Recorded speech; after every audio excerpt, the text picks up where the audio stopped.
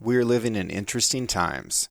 If you go to the grocery store right now, you might not be able to find beef or pork or chicken or pet food or toilet paper. And buying beef from a ranch has always been tough because most people don't have enough freezer space, or they don't know a rancher, or don't live near one. The Sixth Ranch is solving that for you.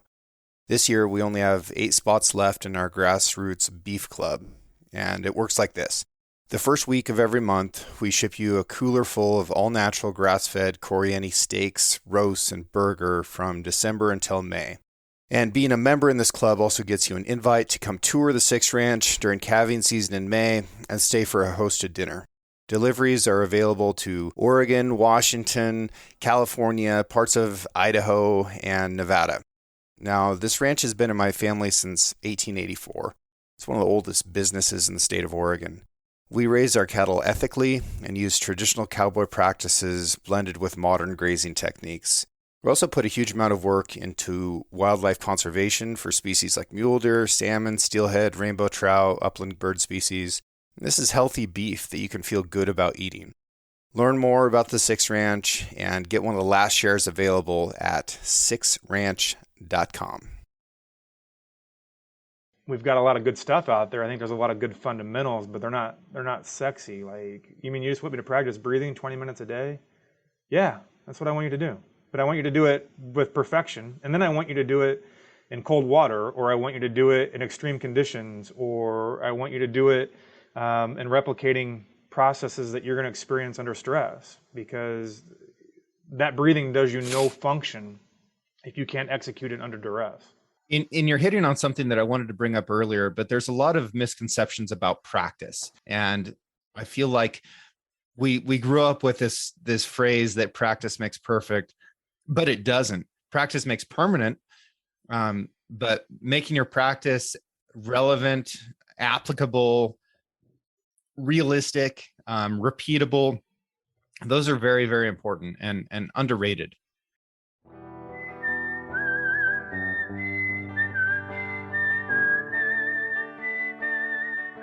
These are stories of outdoor adventure and expert advice from folks with calloused hands.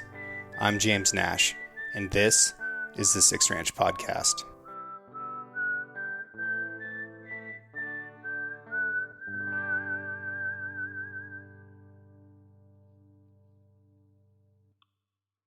The Sixth Ranch Podcast is brought to you by Sig Sauer. SIG is a leading provider and manufacturer of firearms, electro-optics, ammunition, air guns, and suppressors. For over 250 years, Sig Sauer Inc. has evolved and thrived by blending American ingenuity, German engineering, and Swiss precision. Today, Sig Sauer is synonymous with industry-leading quality and innovation, which has made it the brand of choice amongst the U.S. military, the global defense community, law enforcement, competitive shooters, hunters, and responsible citizens. Sig Sauer is also a premier provider of elite firearms instruction and tactical training at the Sig Sauer Academy located in New Hampshire. For more information about Sig Sauer and its complete line of products, visit sigsauer.com. Do you think you're the only psychologist who's ever done a combat mission in a tank? I think I am. Well, I think I'm definitely one of very few, but yeah, I think I'm definitely one. I've never talked to anyone that's done a combat mission in a tank. I've talked to psychs who've done patrols before on foot, but no psychs that have done a combat patrol at a tank. On foot's lame. I mean, why in the world would you carry a gun when your gun can carry you? Hey, I got to tell you, I was just talking about this week because I mentioned to some coworkers that I was doing this podcast with you, and that was one of the most memorable experiences in my life as a psychologist. It was memorable for me too. So we're here with Ryan Maid, and I met Ryan in Afghanistan in probably July of 2012. I had just been hurt and needed some help kind of getting my mind right. And when you're working on on PTSD, when it's combined with a traumatic brain injury, there's a lot of overlap in symptoms, and it makes it difficult because you don't know, what's causing the problem and how to treat it. So it's really complicated. And then I was also trying to stay in country and continue the combat mission. And Ryan was in country working as a psychologist, which in the Marine Corps we call a wizard. So I was off to see the wizard, and absolutely instrumental in keeping me in the fight, as well as a lot of other Marines during your time. Talk to me a little bit about like what your job was in the Navy and how that all got started. Yeah, and I just want to clarify, the wizard, my call sign ended up being the wandering wizard during that deployment, because I traveled so much, and so that's kind of stuck with me. And I don't know if did you know the historical context of why people called us the wizard? No, I don't. Yeah, so I guess it originates to back in the old days. I guess the old country, they would say that if you went to see the wizard, oftentimes you wouldn't return back to duty, and then the psychiatrist. They would oftentimes prescribe the magic potion, so that's why they were called the wizards on the psychiatry front. And so we spent some time differentiating between psychiatry and psychologist. But and let's go ahead and make that distinction right now for those who don't know, because I certainly didn't at that point in my life. Yeah, so a psychologist traditionally is, although there are some pathways for prescription privileges for psychologists for advanced education beyond getting your doctorate degree in psychology, but psychologists traditionally do more from the neck up type work without medications. And psychiatry, although they do neck up work between the ears, they can do therapy and or a psychotropic medication for mental things going on, whether that be diagnostic in nature or not. And so ranging from sleep issues to severe mental health issues. So oftentimes, like even in working in professional sports, people don't understand the difference between the two. So you spend a lot of time educating. And as my uncle used to say, a tryst is medications most generally, and a gist is talking about things. So I used to chuckle at him making that differentiation, but there are certainly some differences in training education. And a psychiatrist tends to go to medical school, where a psychologist goes to graduate school. And psychology often ends up in a clinical setting, doing more research and studies. Is that also correct?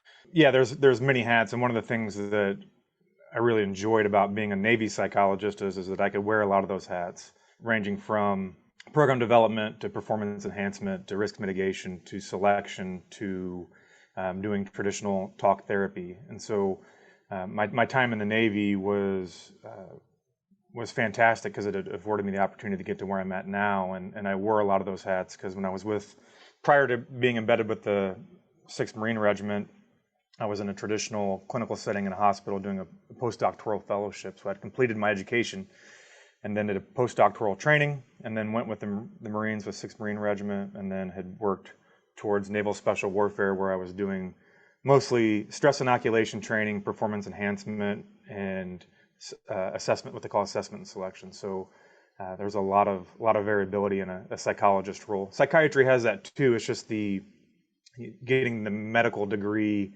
first was way more labor intensive than getting a doctorate degree in psychology. Yeah. What was your path to get into Navy psychology? So I kind of went a non-traditional path. There's a few different pipelines to get into the Navy as a psychologist. I'd always had the call to serve, but sports were always my first priority. And I wanted to do sports, but every generation of the Maid family had served in the military, mostly Marines, believe it or not. And so my father had served, my grandfather, my great-grandfather had all served, and mostly in the Marine Corps, some in the Navy. But I'd always had that call to serve, but wanted to go sports first, and ended up playing football for a year at a Division II school, and then did track and field for 4 years. And then I got my grad degree.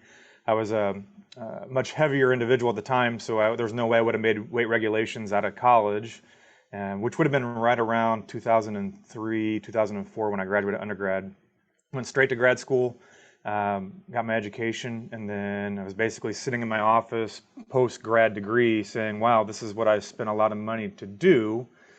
And I wasn't really happy to do that. I wanted to do something unique, and having the call to serve, this would have been 2009, 2008 timeframe. And once I completed all my degree requirements, I said, let's give this active duty service a try. And the Navy was offering a direct accession program with a postdoctoral fellowship. So I'd already completed 1 year of postdoctoral fellowship, and the Navy was offering this. I applied, got in, and as they would say, like, you have your wide open career in the Navy, and spent 7 years in the Navy.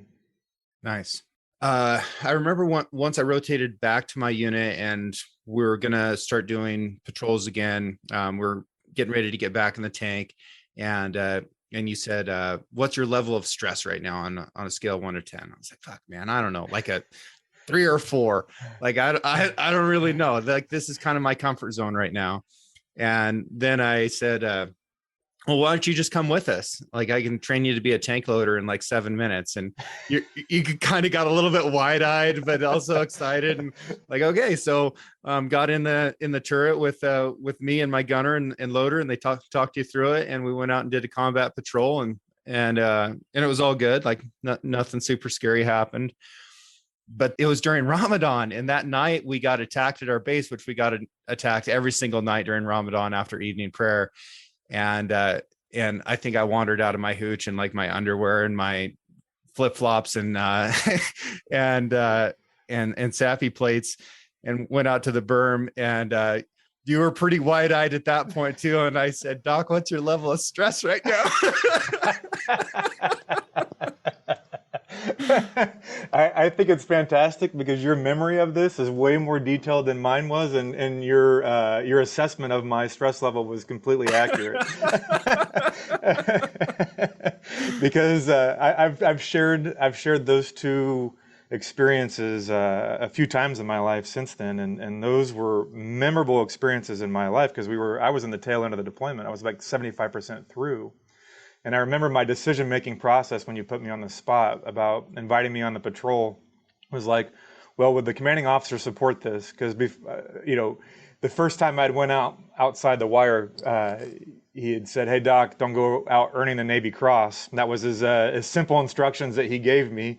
I think he knew that I had a lot of energy. And my decision-making process at that point was like, well, would the colonel bless this decision, and we went with it, and I don't regret my decision in doing that at all. Yeah, neither of us got in trouble, so it's all good. But really, really experiential, because not only was I there to monitor your stress levels, but I was experiencing my own duress at the same time. And I think it's important in any profession or field to understand the level of the person that you're working with, right? And I talk about that with hunting and guiding all the time. They're very, very different things. And I really encourage guides to continue hunting on their own so that they can remember what that end of the gun is like, how to experience that, because then they can help people. Same thing with fishing, same thing with anything. Like you have to have experiential practice with the person that you're trying to help so that you can understand better what they're going through and all of that stuff. And I think it makes everybody more effective.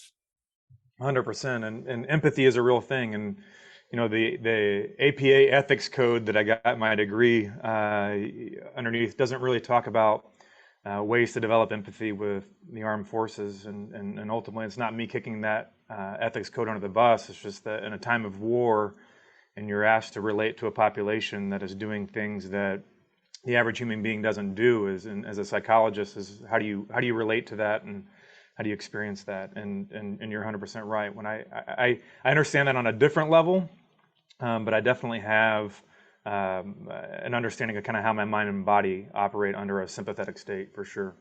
Well, you're a badass guy for doing that. After working with the Sixth Marine Regiment, what did you move on to do? So I went on to Naval Special Warfare Training Command. So where basic underwater demolition SEAL training is. And I was the command psychologist there for 4 years. And my role there was more assessment and selection of officers and enlisted folks in terms of overseeing the psychological screening process for that. For them. And then I was what they call a SEER psychologist, which is survival, evasion, resistance, and escape psychologist. So this survival school that is there in Coronado, I was basically the psychological safety manager for that particular schoolhouse. And then I would also work with individual students and staff members on any type of issues that they may be going through during training, post-training, or coming back as an instructor, because oftentimes the instructors that come to that schoolhouse are there to take a knee and reset and find other ways to build upon their strengths. What percentage of war fighting would you say is mental versus physical? I think that's a very complicated question, but I think there is definitely a psychological aspect to performance, whether you're a warfighter or an athlete. But I think that it's variable depending on the human being in terms of how much it impacts the task at hand. And so, I like to think of things in buckets. We have the psychological bucket, we have the technical bucket, we have the tactical bucket, and then the physical bucket. And I think if you view it like an equalizer across a stereo, I think each one of those areas are different for each human being. And we spend so much time training on the technical and tactical aspect. Oftentimes we negate some of the psychological aspects of training. And so I think it's variable, but I think there is a significant component, especially when people start shooting back at you, or you have a bad experience and you're asked to go back out and do your job, and understanding how your mind's really going to function, because we know that your brain doesn't forget really abnormal experiences. Right. And a lot of what inevitably happens is we work on damage after it's occurred rather than resilience beforehand. Is anything that you were doing with naval special warfare about strengthening the mind on the front side? Yeah, there is, and the beauty of that population is that it's highly selective, it's highly competitive, and there is an educational component to traditional psychological skills training from a preventative standpoint, with the hopes that it improves resiliency and it hopes that it gives them a framework on how to manage stressful situations. And I think that's an evolutionary process. I think it's come a long way. I know things have changed significantly even since my departure in 2017.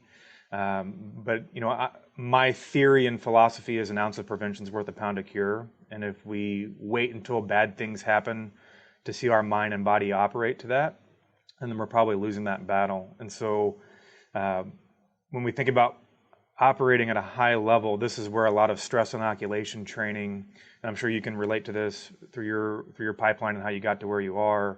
There's usually a reason, and there's usually a technical and tactical and psychological reason of why you're doing what you're doing. And so a lot of the schoolhouses that the United States military have are centered around stress inoculation and stressing out the human being. And how do we know when we're stressing them out too much?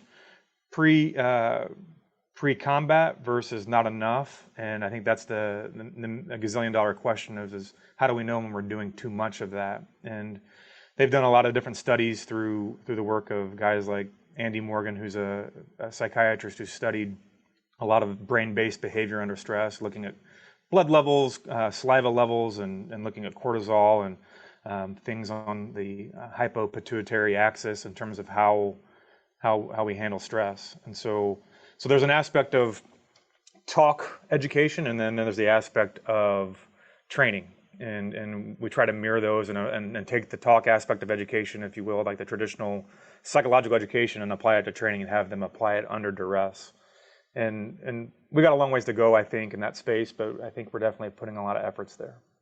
Do you have any advice for people, generally speaking, on how to improve their ability to handle stress before that stress actually occurs? In talking about stress inoculation, like whether they're a ballroom dancer or a banker or an athlete, are there any like general methods or practices that people can put themselves through? Yeah, I think it's understanding, closing that gap between training and practice. And one of the things that you hear a lot of our military personnel say is the mission was oftentimes easier than the training.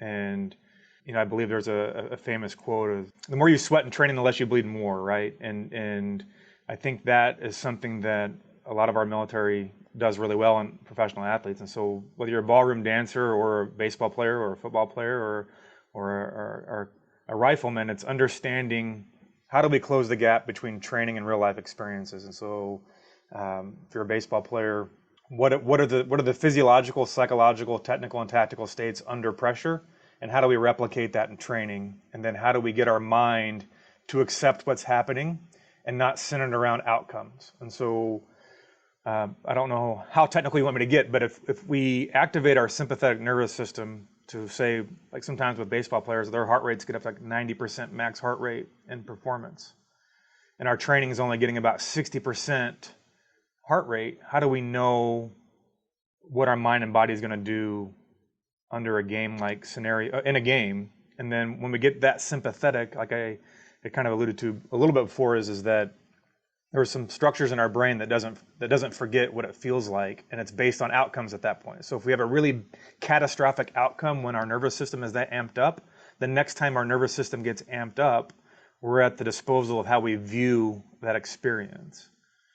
And we use examples like this for, let's say, a baseball pitcher who is getting 90% max heart rate, and he's in the first inning of a game, and he gives up a home run to the first batter, first pitch, and next time he's in a hairy situation like that, is what is he going to remember? His first thought's likely going to go to, well, the last time I got this jacked up, I had a bad outcome. Now, how am I going to handle it this time? And we talk about appraisal and reappraisal a lot in my industry, is how we view the event and then how we reappraise the event.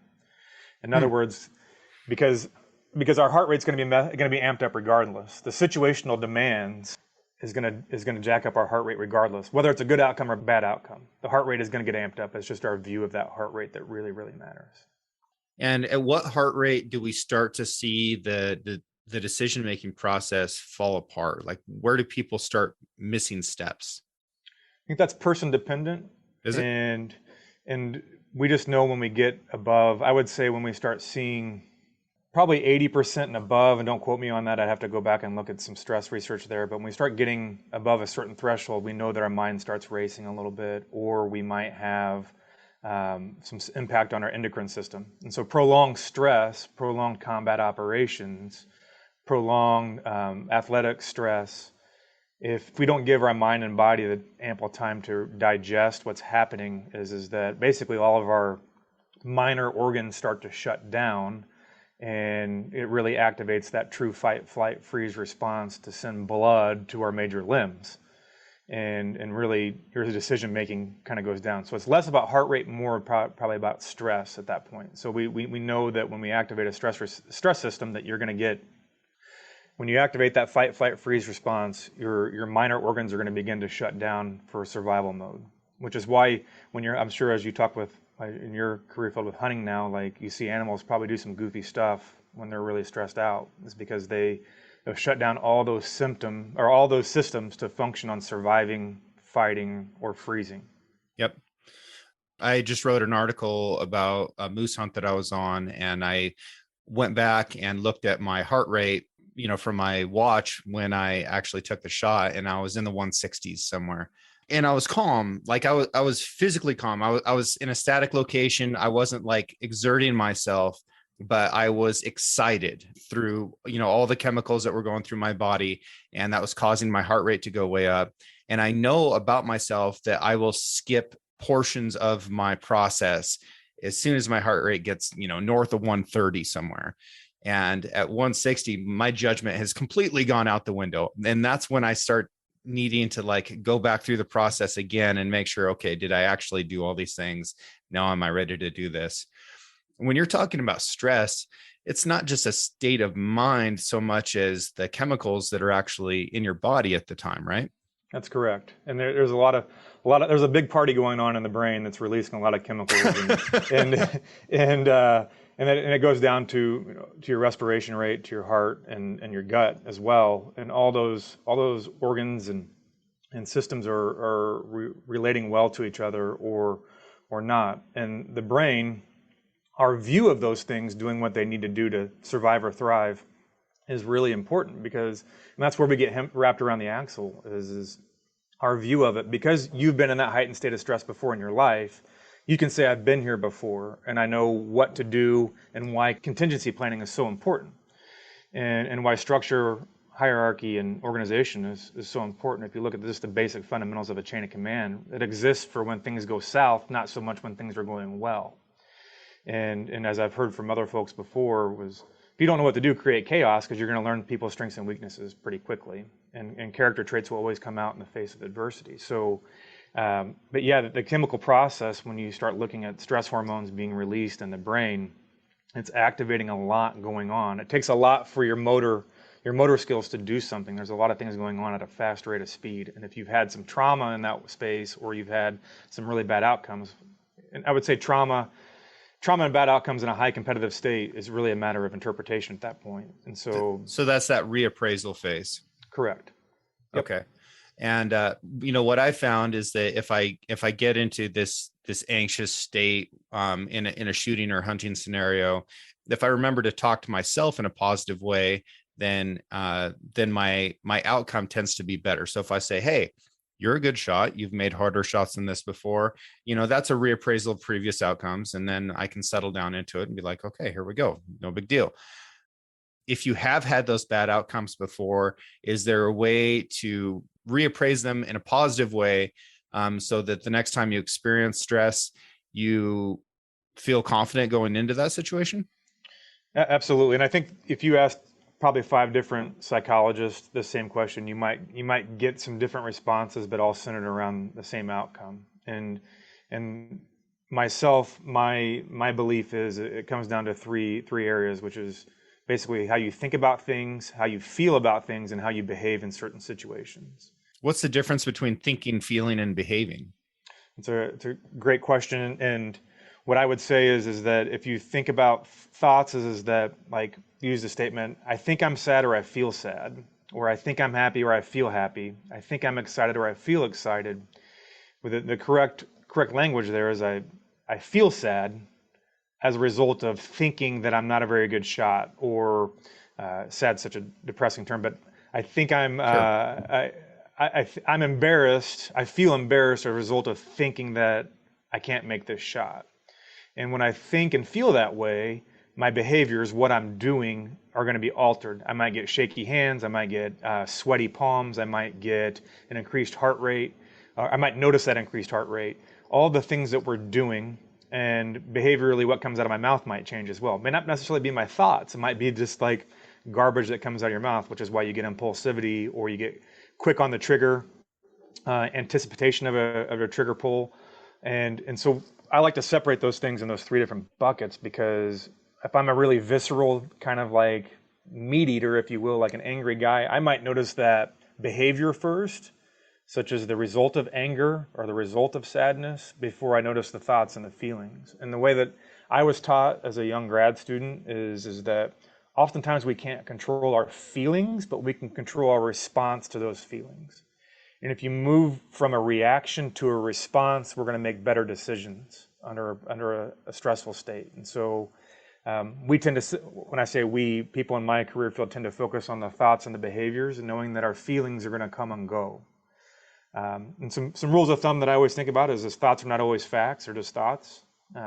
Feelings are things that are kind of like a barometer for understanding kind of where we're at.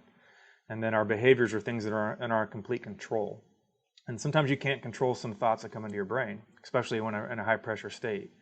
But if you look at a lot of the literature from a contingency planning standpoint, if I make a bad shot, or I make a bad pitch, or a bad, just a mistake, can I contingency plan how to be proactive versus reactive in those states of stress? So if you miss a shot, hey, I missed that shot, it was suboptimal, but I'm going to come back and focus on the next shot.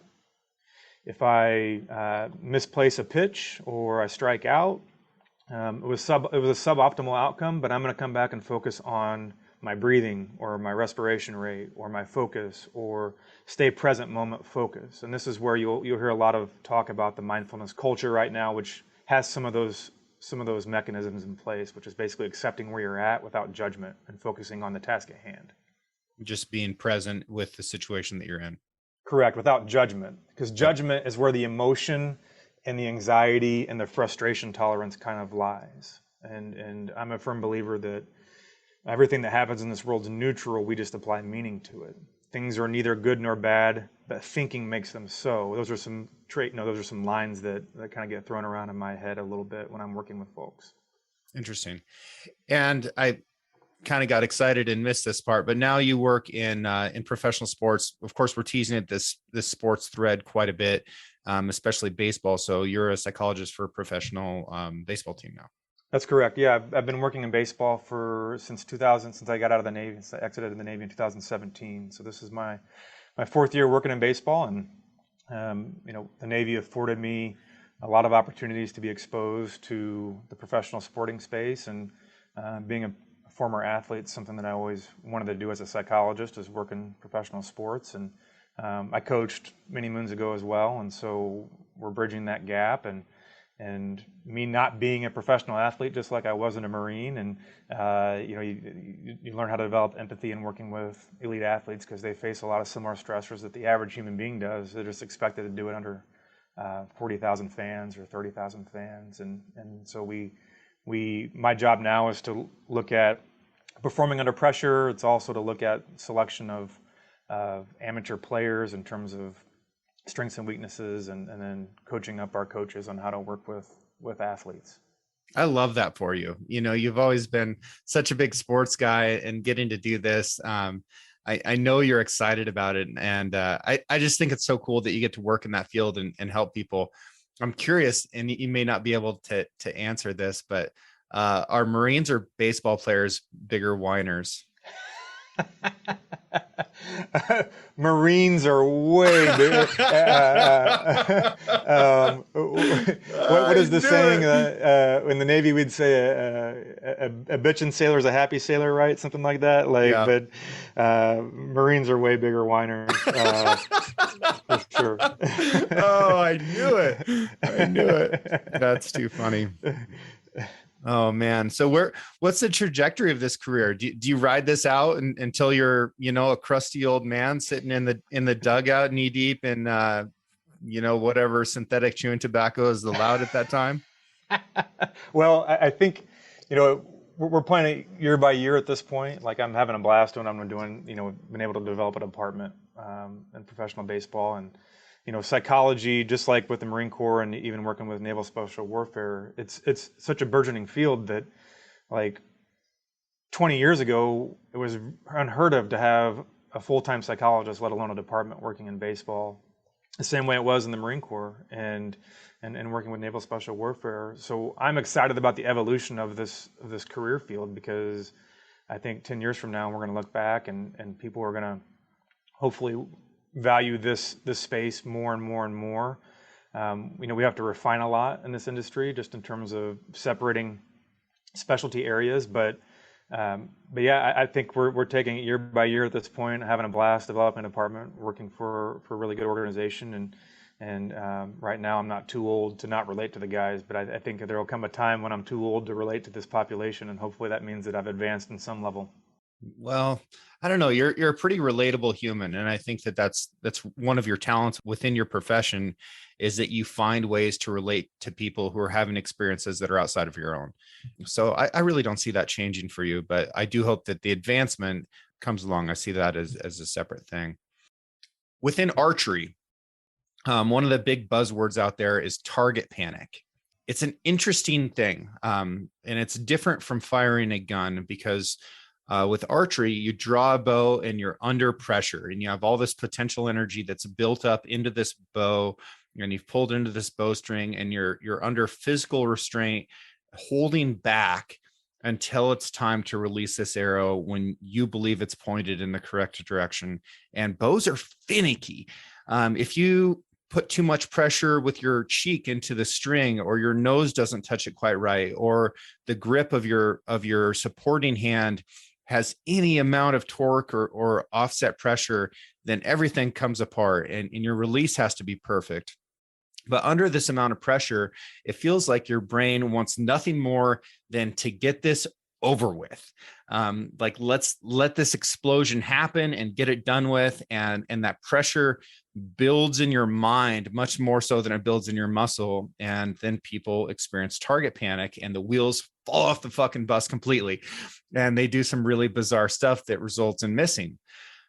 do you have anything to offer archers who are suffering from this? Because it's something that develops, especially in experienced archers, which is another interesting thing. Like new to the sport people tend to shoot really, really well as soon as they get the technical proficiency aspect of it down. Whereas as they go, I think maybe they build up a catalog of negative outcomes, and then that starts to eat at their mind. So what do you have to say about target panic? Oh, that's really interesting. And not working, I've read some work on ancient archery just because, and I've dabbled with just recurve bows in my time, just because I think it's a lot of fun to shoot. But I'm below a novice is what I would say on my knowledge and skill set with archers. But what I would say is that anytime you start focusing on the outcome, and when we deal with this a lot with pitchers as well, is that once the ball leaves your hand, there's not a whole lot you can do about it. Once the arrow leaves your hand, there's not a whole lot you can do about it either. And so resulting is going to oftentimes cause more anxiety. Now you're in a competitive space, so results do matter, but that process and how you get to the results is where the focus probably should lie in. And again, thinking about the 2 feet around you, I love the target analogy, and we talk about this a lot in stress work too, is what's the most important to me right now in this moment, which is like the 2 feet around me. And then once I'm mastered that 2 feet around me, what about the 3 feet around me? And then you move out the target. And so from a brain-based standpoint, when we have some sort of anxiety related to outcomes, we need to probably shift our focus from the outcome and focus on what we're actually putting in our mind. And so I'll relate this to pitchers a little bit. And again, you correct me if I'm wrong, because I don't have it all figured out. But from a pitching standpoint, there's usually about 18 seconds in between pitches in a Major League Baseball game. And so we talk about a lot is how are you going to occupy the 18 seconds of time? So when you draw back a bow, how much time does that last? And what should your mind be focused on? Now, I use that term should really, really cautiously, because should oftentimes implies that 100% certainty that something is going to happen. I wanted to get into that word with you because that's one of the things that I remember us talking about, but I couldn't remember the details of. Yeah, so should is a flag for an irrational belief or putting a lot of pressure on ourselves. And when we're talking about elite sports or elite shooting, we're assuming that the population is not dealing with any significant mental health barrier, or they've been able to compartmentalize that to focus on the task at hand from a competitive standpoint. And so when you see someone make a shot or miss a shot or miss a throw, they say, I should have made that throw. Well, you're actually implying that there is some failure that happened there. And that's also preventing you from kind of moving on to the next pitch, next draw, whatever you want to call that, next shot. And so be cautious of that terminology. And so we talk about shoulds, have to, must, always, never, ought to. Those are all pressure words that can be a little bit of a flag for irrational beliefs or undue pressure. And so, and I think you may remember this, I always use the analogy of how many people who say I should quit smoking actually are successful at quitting smoking, or I need to lose some weight. How many people are really successful at that? And it damages your self-concept, your self-esteem, and puts a lot of pressure on yourself. Versus, okay, going back to the performance example, like what am I putting in my target zone or in the 2 feet around me to increase the odds of me executing a good shot, good throw, good pitch? How am I occupying that time and space with these thoughts? And then it goes back to all those thoughts, behaviors, and feelings. How am I feeling? What am I thinking? And what am I actually doing? And when we apply tension with a bow, drawing back a bow, that can elevate some anxiety because you're getting probably an increase in a sympathetic state on some level. So I hope I'm not going too fast there, but the idea is what am I clouding my mind with? What am I putting in my mind during that time? And if I'm putting a lot of self-doubt, a lot of self-deprecating thoughts, a lot of uncertainty, then what am I likely going to get from a feeling and behavior standpoint? Yeah, it's the same concept. I feel like we keep talking about the same thing because it does apply to whatever you're doing. It doesn't really matter if you're throwing a pitch or if you're trying to, load a machine gun on top of a tank, or if you're shooting a bow or firing a rifle, whatever, focusing on the process and in your behavior throughout that process and not on the outcome will deliver a better outcome. Correct. Yeah. And when you're practicing, are we replicating that process, or are we just kind of willy-nilly going through stuff? And this is where a lot of people, this is where the military has the advantage, because it's a hyper-competitive state most of the time when you're actually practicing. And so there's some sort of incentive to do well, whether it be promotion, whether it be good outcomes, whether it be a ranking. I think it was Napoleon that said, a man will go to great lengths for a piece of cloth. And that's why their uniforms look like a Christmas tree, right? It's because they can get a medal for anything. And our U.S. military does a decent job of that as well. And when you're in a true incentive-based sport like baseball, you get incentivized through outcomes and promotion throughout development. And I think competitive archery, competitive shooting, it's finding those types of ways to practice competition in your process. Because if you have a process in a competitive state but don't replicate it in practicing, then that's a bad process. One of the ways that we talk about it in shooting is as two polar tensions with you in the middle, and one of them being the fear of loss and the other being the desire for gain. And both of those are outcome-based fears. Mm-hmm. And they're not real, they're imagined, and we suffer worse in imagination than we do in reality. I believe was a quote from Seneca, or one of those old Stoics. But yeah, it's fascinating stuff. We talk about like my hand or my thought, or what thoughts am I allowing to be in my mind, and how am I behaving? That's consciousness, right? Isn't that what we're talking about there? Correct. Which is consciousness with judgment most generally. Yeah. And we want to try to minimize the judgment. And a simple mnemonic that I often talk about is recognize, dismiss, and execute. Recognize the dysfunction, dismiss it, and execute. And most sports, or even in the warfighting world, it comes down to one term, which is execution.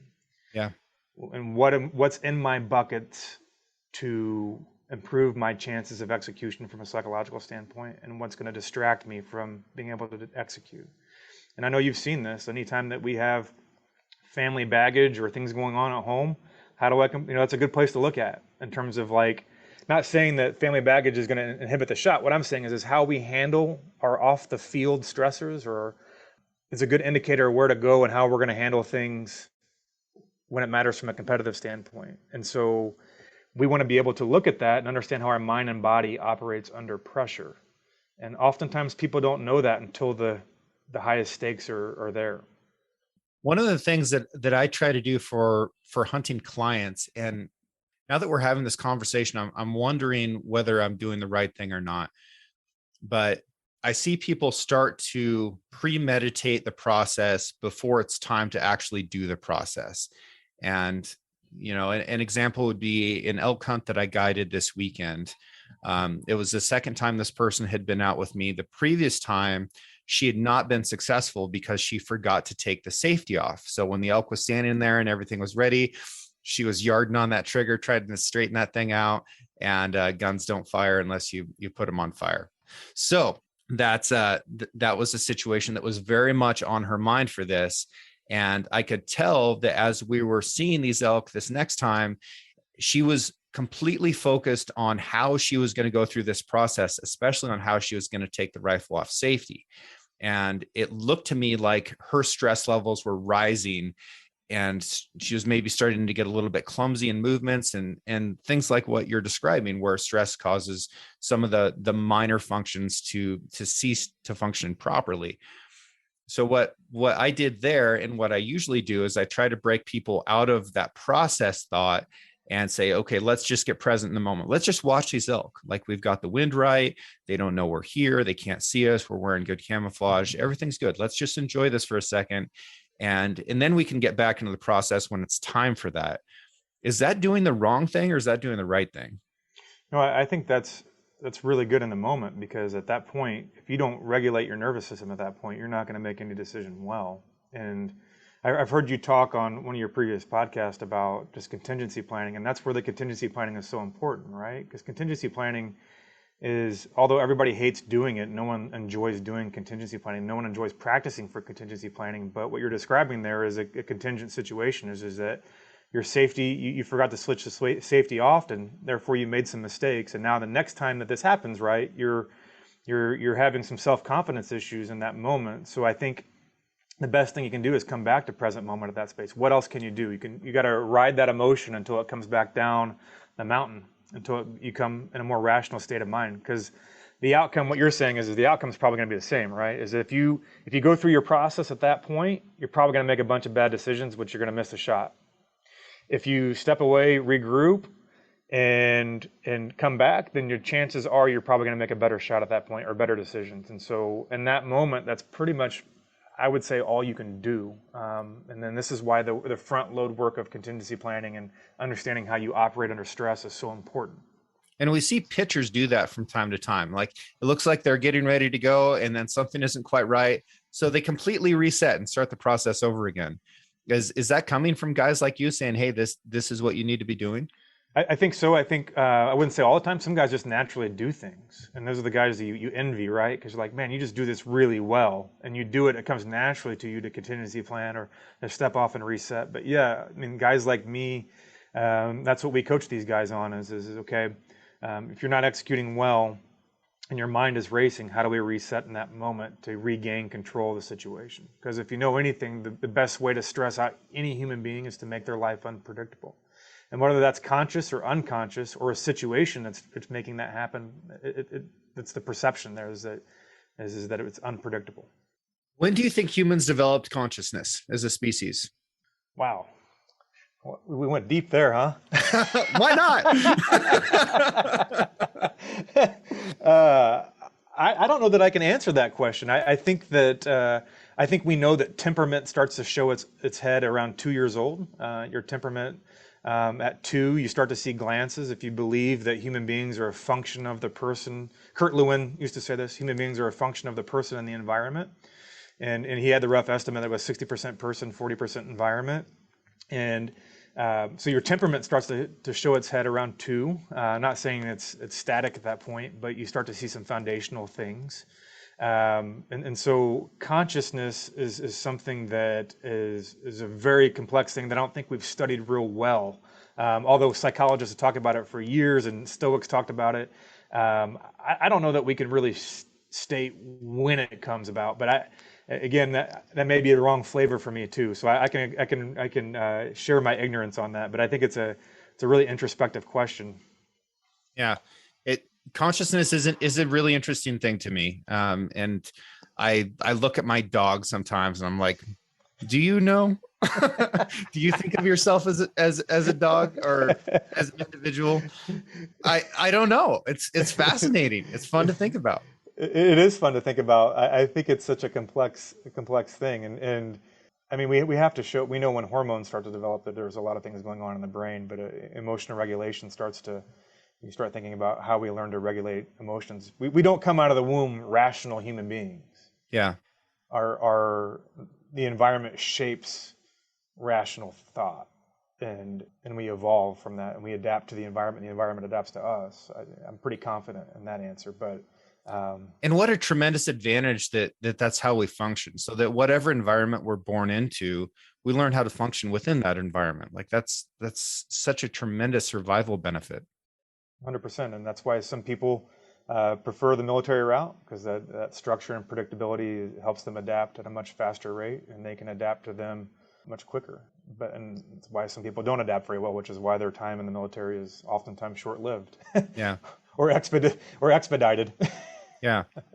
I should mention that the hunter from my anecdote previously, she is a very competitive person. She was also in the military.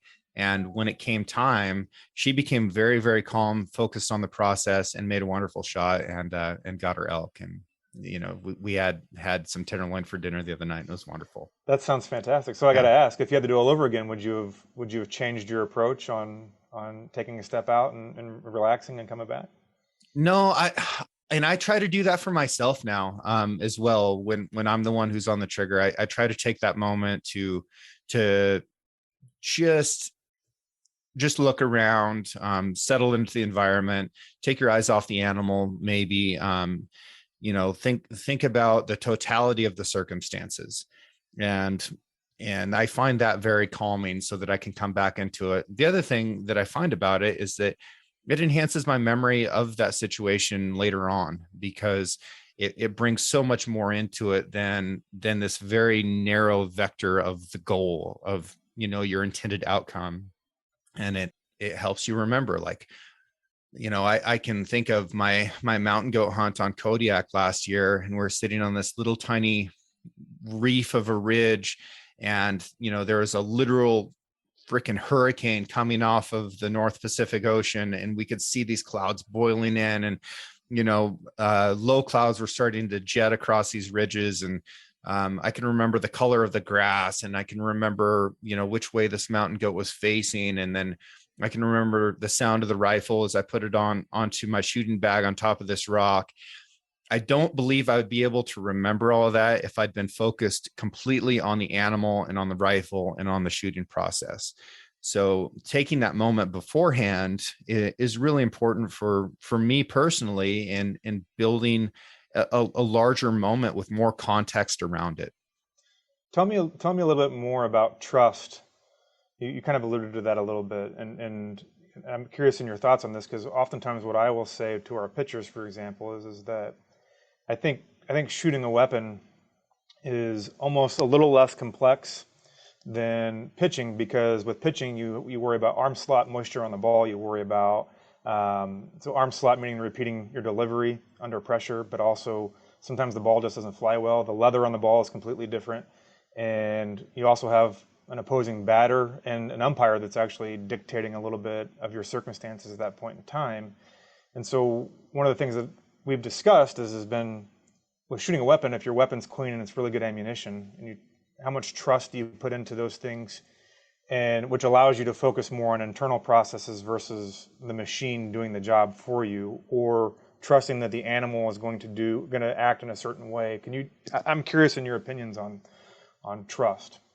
What I see people, as they become more experienced in the sport of hunting or competitive shooting for that matter, is they get the very best equipment that works for them, that they can afford, so that they can eliminate doubt in the equipment. And they say they want any failure that occurs to be solely on their own performance and not on the gear. I've gotten to the point where I feel like I trust equipment maybe too much, but I trust it very much. And I do use very good gear. That's mostly out of respect to the animal. I want to use the most lethal equipment that I can possibly bring to bear. And occasionally I'll come across situations where it's like, I think it would be cool if I used this to hunt this, because of how I feel about that particular gun or bow or whatever. And I try to reset and be like, okay, ethically, I want to use whatever's the most effective. And that may not be the thing that I think is the most cool or interesting. So I fall back on the ethics. But what I think about as far as trust in the equipment is, if I know that this works because I've tested it, and I know that it's sighted in because I did that, and I know that my skills are up to par because I developed them, and I go through this process, what has to happen if my sights are lined up appropriately on this target and I press the trigger without disturbing my sight picture, what has to happen is that the bullet lands where I intend for it to. So I don't get concerned about the voodoo of it anymore. And I used to, especially archers. Archers are all about voodoo. Like they think that there's definitely sorcery involved in the shot process and what happens, once the arrow leaves. But there's not. It is a controlled and predictable and understandable environment, even though there's skills that go into understanding and predicting, some of those exterior elements. So I think that trust is important, but it definitely stems from experience and appraisals of those previous outcomes. Like, Did you test this? Did you test yourself? And if so, did everything work out? Okay, now you can just focus on the process and not focus on the outcome. So on some level, the after action report, what you're saying is after action report on yourself is so important on the gear. Totally. Yeah. Yeah. And I mean, there's probably way too much focus within hunting and shooting on gear, and there's nowhere near enough focus on the mental aspect of it, which is why I was so excited to talk with you about this stuff today, because every shooter will tell you, oh, it's 90% mental. It's 90%. Okay. Well, what do you do when you practice? Oh, I go out and I set up and I shoot and blah, blah, blah. There's all physical stuff. Yep. It's like, well, what are you doing to improve your mental game? I read a book like 7 years ago. Was it good? Yeah, it's usually a pop psychology book on some level, right? Like it's, sure. You're highlighting something near and dear to my heart, and something is just sympathetic, parasympathetic response, and just practicing breathing, and then practicing breathing while under duress are completely two different things. I know it's not sexy. I know it's not fun. Like practicing breathing is not really a fun thing. But in a survival situation, the rules of three are really applicable there, right? I don't know if you're familiar with that, but it's three minutes without air, you die. 3 days without water, you die. 3 weeks without food, you die. And so your airway is so important. And if you've done any sort of combat life-saving training, like clearing the airway is the most relative thing, stopping any major carotid artery, but like clearing the airway is one of the most important things that you can do. And I know breathing. Check for breathing, stop the bleeding. Correct. Pretty simple stuff. Yeah. And the mental game of any sort of competitive art, sport, combat, like I understand it's not fun, it's not sexy. There's a lot of fundamental skills that take place, and where we get really, really gray is on which one of those things are really important for the human being. And I don't think science is necessarily where it needs to be. I think we've got a lot of good stuff out there. I think there's a lot of good fundamentals, but they're not sexy. Like, you mean you just want me to practice breathing 20 minutes a day? Yeah, that's what I want you to do. But I want you to do it with perfection. And then I want you to do it in cold water, or I want you to do it in extreme conditions, or I want you to do it in replicating processes that you're going to experience under stress, because that breathing does you no function if you can't execute it under duress. In you're hitting on something that I wanted to bring up earlier, but there's a lot of misconceptions about practice. And I feel like we grew up with this phrase that practice makes perfect, but it doesn't. Practice makes permanent, but making your practice relevant, applicable, realistic, repeatable, those are very, very important and underrated. Correct. Intentional practice is what we like to say. What's the intent of doing this? And we would talk about this with instructors. Why did you do that? What was your purpose in doing that? And if you don't have intent, then you need to reevaluate the reason. Otherwise, you're wasting repetitions and time.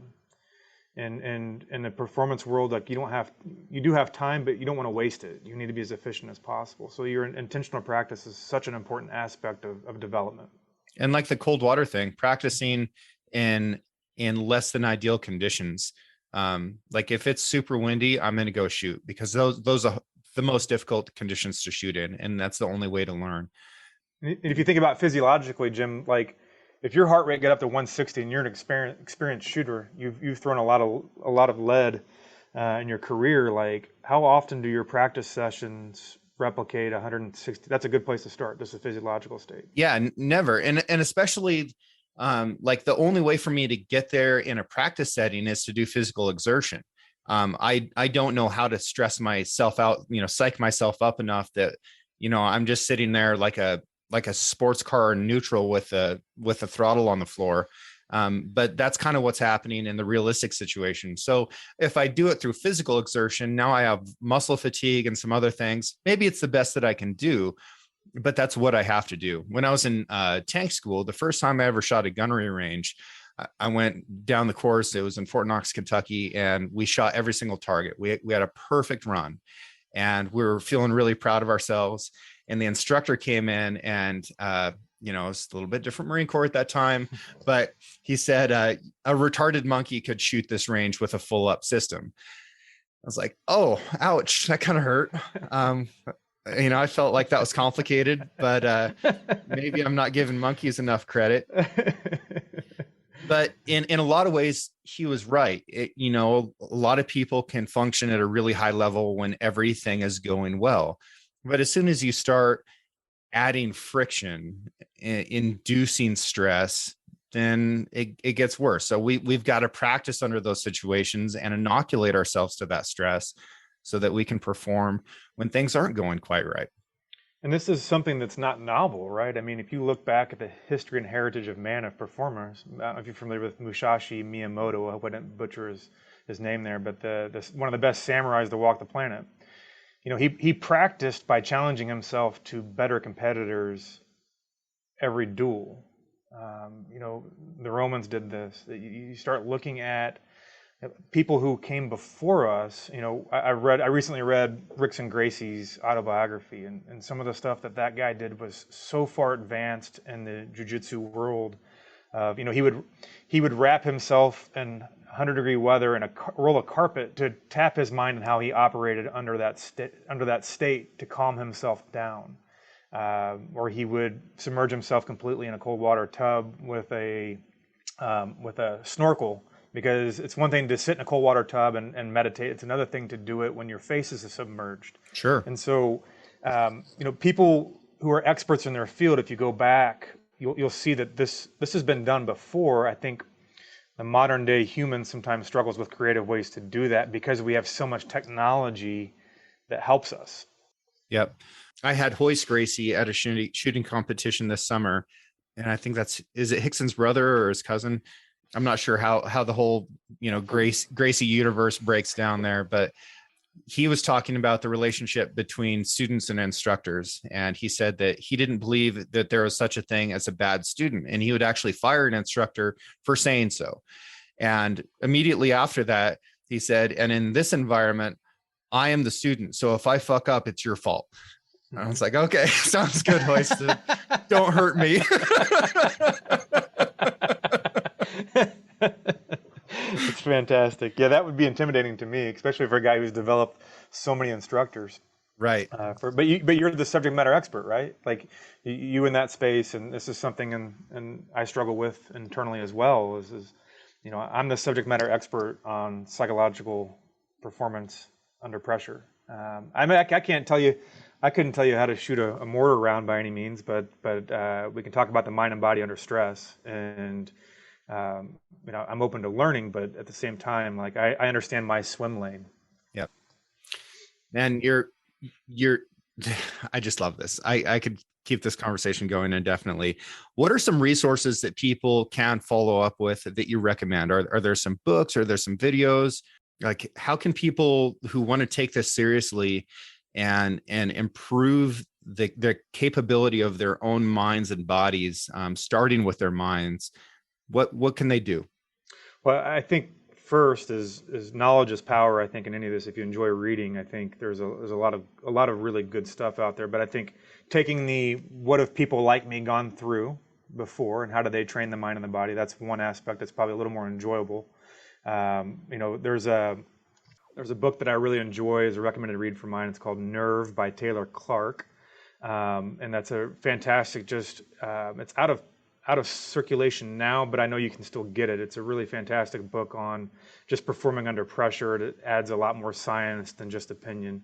Now, I always caution people on what books and how books, right? Is oftentimes the pop psych space is what the problem is, but not necessarily how to fix the problems or how to sharpen the sword. And so, but Nerve, I think, bridges that gap really well. I'm blanking on, I think I have it, The Mental Rules of Marksmanship, I think, is another really good book that I really enjoy, and I'm blanking on the author's name. I can send it to you, Jim, but it's a really good marksmanship book. And then The Psychology of Enhancing Performance is another really good one by Moore and Gardner. Okay. And it talks a little bit more about traditional psychological skills training and acceptance-based psychological skills training. It's a little more textbook-esque, but I think, again, knowledge is power, and using application of these tools and trades. So I think there's a lot of things out there for sure. What's the worst pop psychology book that you've come across that's like a popular one that just gets under your skin? Oh man, I don't know that I can kick someone under the bus, Jim. There's so many out. I think people are just misguided You're on too some of nice. these things. I'm not gonna.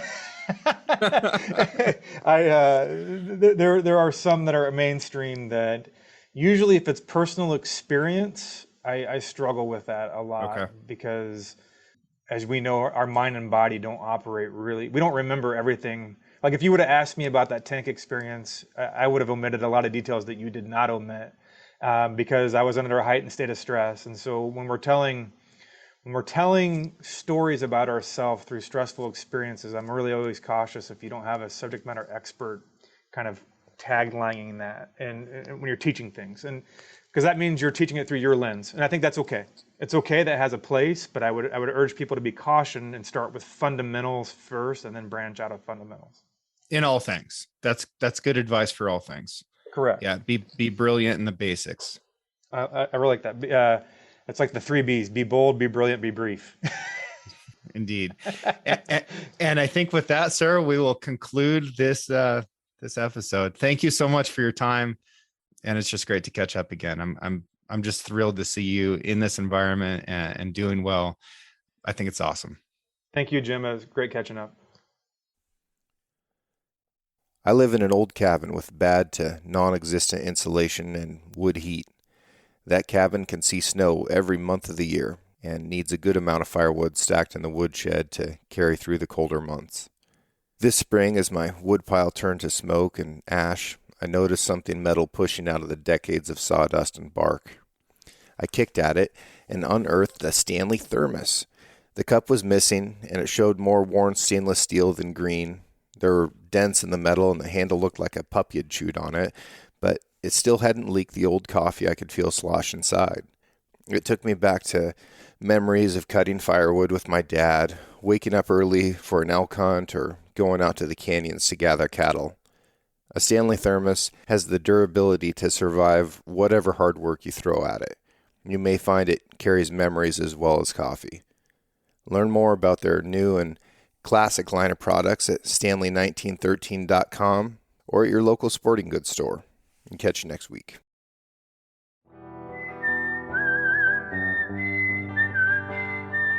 Thank you for listening. If you enjoyed this episode, please subscribe and share the show with a friend. You can also rate the podcast and leave a review. Your support allows me to keep doing what I love, which is meeting incredible folks and sharing their stories with you. For more content and photos, follow the show on Instagram at Sixth Ranch Podcast or me at Sixth Ranch Outfitters. This episode was produced by Emily Brannigan, with original music written and performed by Justin Hay. Art for the Sixth Ranch Podcast was created by John Chatelain and digitized by Celia Christofferson. Tune in every Monday for a brand new episode of the Sixth Ranch Podcast. I'll catch you next week.